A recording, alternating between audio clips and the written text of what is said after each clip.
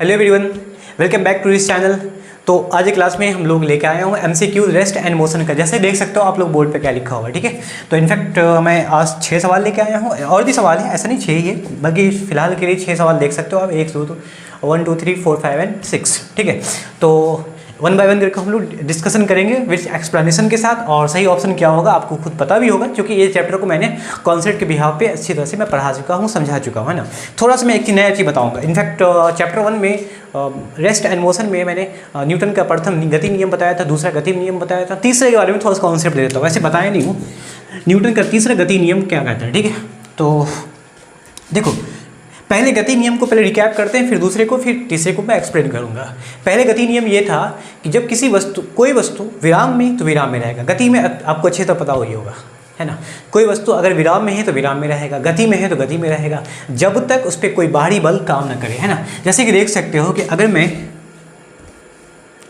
वस्तु को रेस्ट में रखता हूँ, विराम में रखता हूँ, तो विराम में ही रहेगा। ये गति, विराम की वस्तु गति में कब आएगा? जब तक इस पर कोई बाहरी बल काम न करे, ठीक है। तो बाहरी बल जब तक काम नहीं करेगा तब तक, यही तो है न्यूटन का पहला गति नियम। या अगर वस्तु एक समान वेग से, एक समान गति से गतिमान है, तो वस्तु हमेशा के लिए गतिमान रहेगा जब तक उस पर बाहरी बल लगाकर रोका न जाए, ठीक है। ये न्यूटन का प्रथम गति नियम है।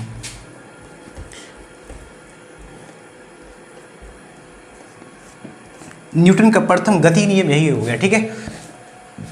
तो बल का कॉन्सेप्ट जो मिलता है, बल का जो संकल्पनाएं मिलती है, वो न्यूटन के प्रथम गति नियम से। अब देखो, दूसरा नियम कहता है अगर कोई वस्तु m द्रव्यमान की कोई वस्तु, ठीक है, विराम में, इस वस्तु पर अगर हम बाहरी बल लगाते हैं तो इस वस्तु में क्या होगा? त्वरण उत्पन्न होगा, त्वरण, ठीक है। वस्तु त्वरित हो जाएगा, एक समान वेग से या असमान वेग से वो त्वरित हो जाएगा जब तक बाहरी बल लगाते हैं। तो किसी वस्तु पे बाहरी बल लगाते हैं तो बाहरी बल लगाने का अर्थ ये हुआ कि संवेग में परिवर्तन जितने समय के अंदर में होगा वो बाहरी बल के समानुपाती होता है। तो दूसरे नियम से बल की परिभाषा मिलती है, ठीक है। अब बात करते हैं तीसरे नियम की। जब कोई वस्तु विराम में है, इनफैक्ट विराम में ही है, m द्रव्यमान की कोई वस्तु, अगर इस वस्तु पे बाहरी बल लगाते हैं तो वो वस्तु भी, बल अर्थ ये हुआ कि बल ही एक ऐसा, मतलब एक राशि है जिसमें दो वस्तुओं के बीच लगता है, ठीक है। बहुत सारी राशि ऐसी होती है जो सिंगल होता है, अकेला होता है, लेकिन बल ऐसा होता है जो दो राशियों के बीच, ऐसा मतलब दो राशियों के बीच ऐसा बल होता है, ठीक है। दो वस्तु होना जरूरी है बल लगने के लिए। एक तो जिस पे हम बल लगाएंगे, अगर सपोज बल लगाते हैं इस वस्तु पे, तो या तो फिर मैं हाथ से लगाऊंगे, कांटेक्ट हुआ, एक वस्तु तो मेरा हैंड हो गया, दूसरा क्या हुआ? वस्तु हो गया, ठीक है। या बल दो वस्तुओं के बीच में लगता है तो इनफैक्ट उसमें जो राशि होगा वो हो गया बल। तो एक वस्तु अगर दूसरे वस्तु पर बल लगाता है एक दिशा में, तो याद रखिएगा वो वस्तु भी पहले वस्तु पर बल लगाएगा परंतु विपरीत दिशा में होगा और ऋणात्मक होगा, ठीक है। सपोज वस्तु 1 दूसरी वस्तु पर बल लगाया इस दिशा में, तो दूसरी वस्तु भी पहली वस्तु पर इस दिशा में बल लगाएगा, ठीक है। क्रिया और प्रतिक्रिया कहते हैं, एक्शन का रिएक्शन कहते हैं। इसमें एक्शन का रिएक्शन ही हो तो होता ही है। एक्शन का रिएक्शन कैसे हुआ? देखो,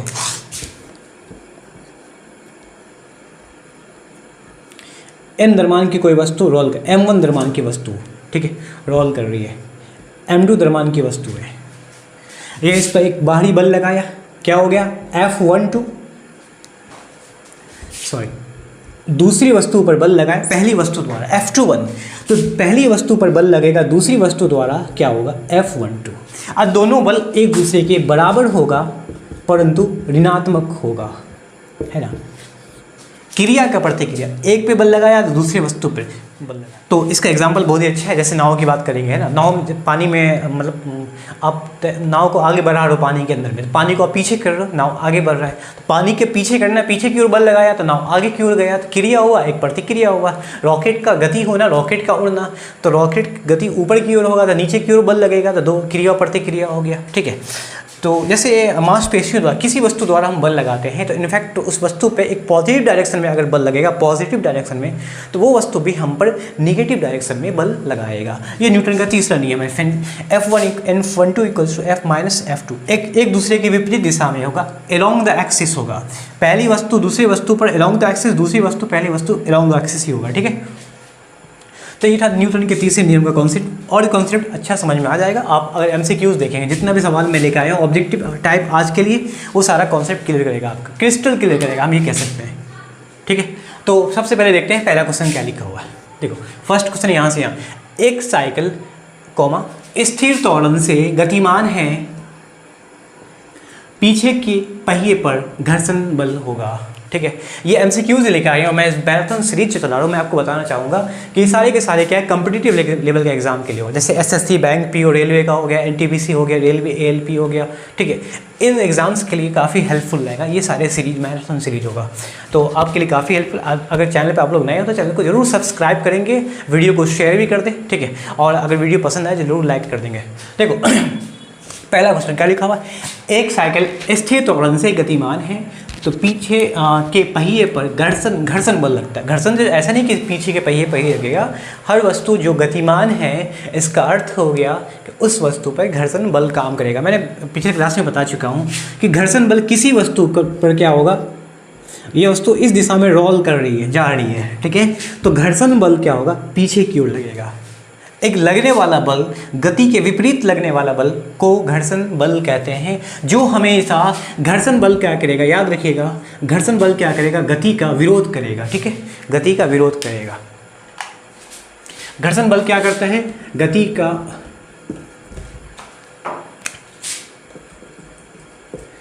का विरोध करता है, ठीक है, याद रखिए, घर्षण बल गति का विरोध करेगा।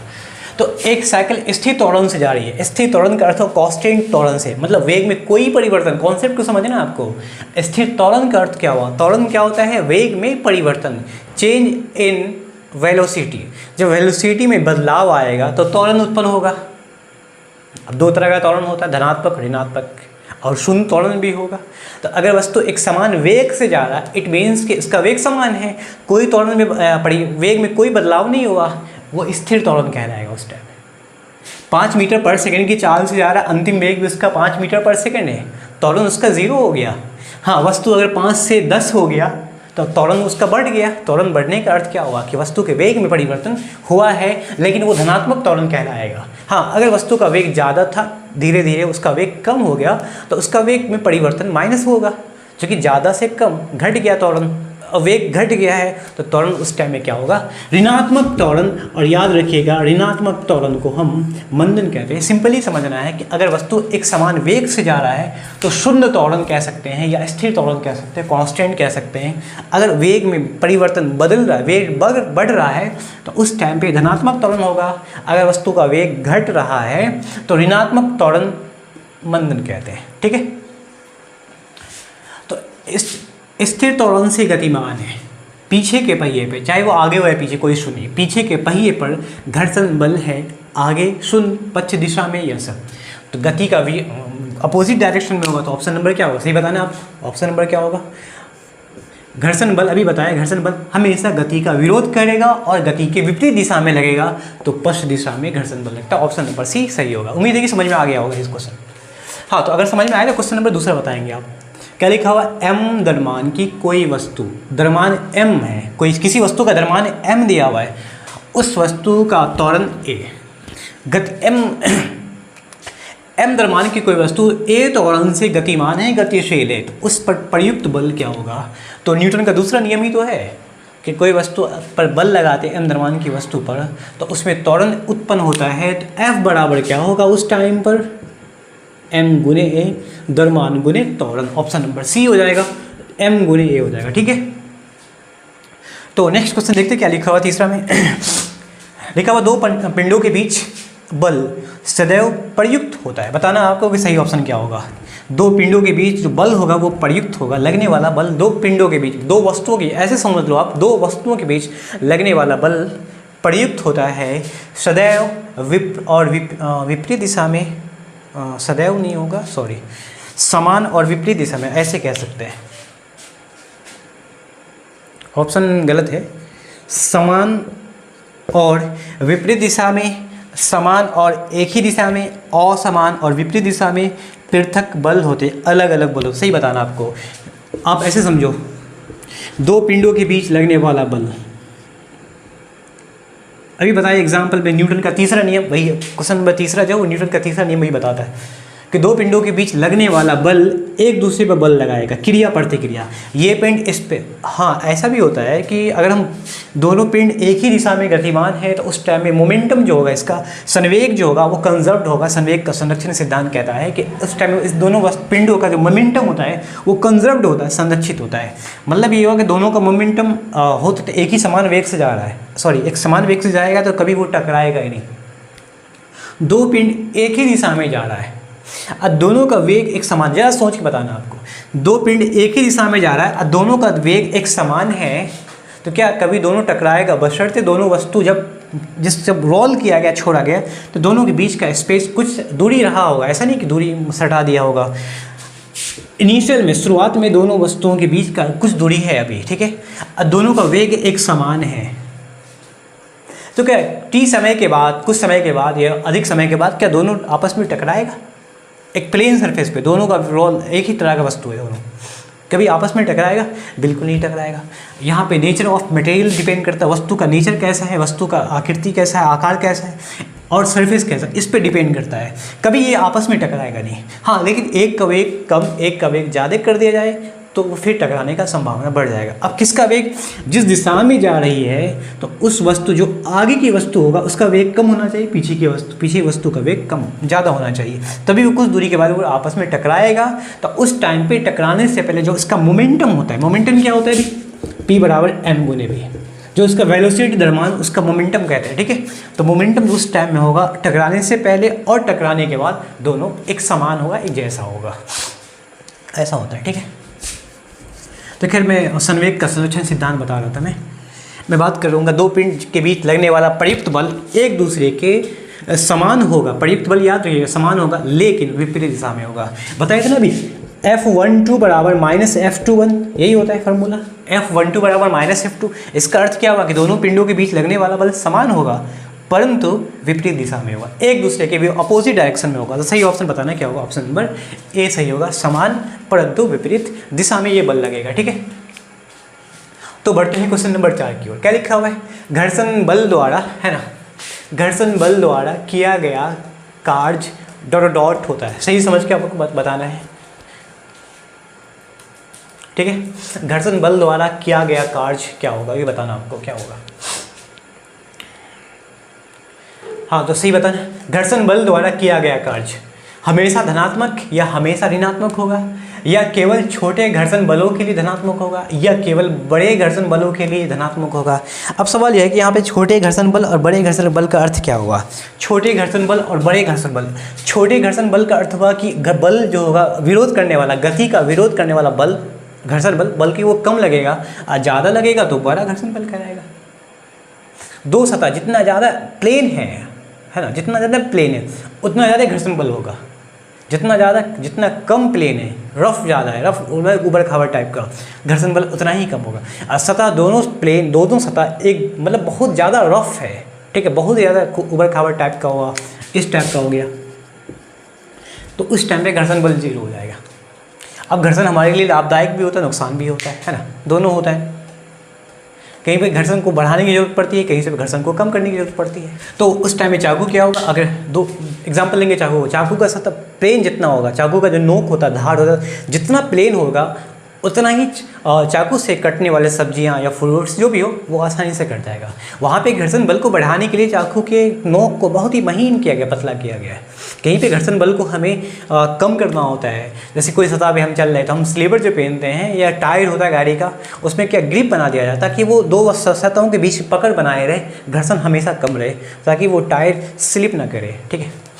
तो ऐसा होता है। तो घर्षण बल द्वारा किया गया कार्य हमेशा, चूँकि घर्षण बल हमेशा गति के विपरीत लगेगा, विरोध करेगा, तो काम जो होगा वो हमेशा विपरीत होगा ना। कार्य के लिए हम फॉर्मूला पढ़ेंगे नेक्स्ट टॉपिक में, बल गुने विस्थापन, ठीक है।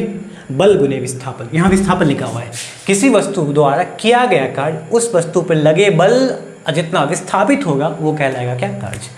F गुने S, डिस्प्लेसमेंट जितना होगा। तो अगर बल धनात्मक, समानुपाती एक दूसरे का, यहाँ से आप समझ सकते हो, अगर बल धनात्मक तो कार्य भी धनात्मक होगा, बल ऋणात्मक तो कार्य भी ऋणात्मक होगा। तो हम जानते हैं कि घर्षण बल गति के विपरीत लगेगा, ऋणात्मक होगा, तो कार्य भी क्या होगा, ऋणात्मक होगा। कार्य ऋणात्मक हो सकता है, ये मत बोलो कि कार्य धनात्मक हो सकता है। कार्य हमारा जीरो भी होगा, कार्य हमारा धनात्मक भी होगा, कार्य हमारा ऋणात्मक भी होगा, तीनों हो सकता है, ठीक है।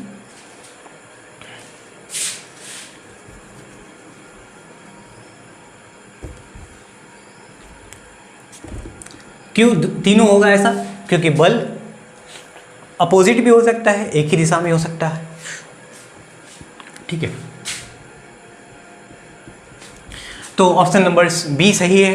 तो नेक्स्ट बढ़ते हैं नेक्स्ट क्वेश्चन की ओर। अगला क्वेश्चन क्या लिखा हुआ है, कोई वस्तु सतत चाल से, सतत कंटिन्यूअस चाल से गति करती रहती है जब तक उस पर कोई डॉट डॉट डॉट ना लग रहा हो। क्या बताना सही क्या होगा, एक कांस्टेंट चाल से वस्तु गति में है, ठीक है। तो जब तक उस पर कोई, पहला नियम क्या कहता है, कोई वस्तु विराम में तो विराम में रहेगा जब तक कोई बाहरी बल ना काम करे, यही आ गया कॉन्सेप्ट। कोई वस्तु अगर गतिमान में है, गति में है, तो गति में ही रहेगा जब तक उस पर कोई बाहरी बल काम न करे। अब एक समान वेग से वस्तु जा रहा है, बाहरी बल का लगा दिया, या तो उसका वेग बहुत ज़्यादा बढ़ गया या उसका वेग बहुत कम हो गया, या वो वस्तु क्या हो गया, शून्य हो गया उसका तो वेग, ठीक है। तो दोनों कोई भी पॉसिबिलिटी। अब देखो क्वेश्चन नंबर 6 में क्या लिखा हुआ, झूले पे बैठे लड़के की गति डॉट डॉट होती है, एक समान, वृत्तीय, असमान, अवृत्तीय, ठीक है। तो आपको बताना है कि किस टाइप की वो गति होगी झूले पे।